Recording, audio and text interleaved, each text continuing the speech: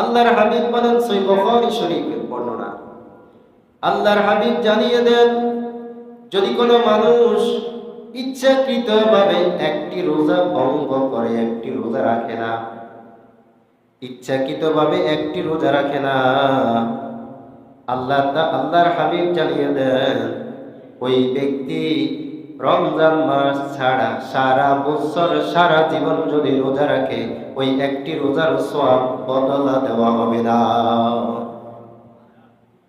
আর কোন ব্যক্তি যদি রোজা রেখেছে, অর্ধ রোজার মধ্যে রোজা ভেঙে ফেলেছে, এরকম আছে না নাই বলেন? অর্ধ রোজা রেখেছে, রোজা ভেঙে ফেলেছে অর্ধেক, আল্লাহর হাবিব জানিয়ে দেন, ওই ব্যক্তি অর্ধ রোজা ভাঙার কারণে 2 মাস কাফারা স্বরূপ 60 দিন রোজা রাখতে ওই একদিনের রোজার সমতুল্য হয়ে যাবে।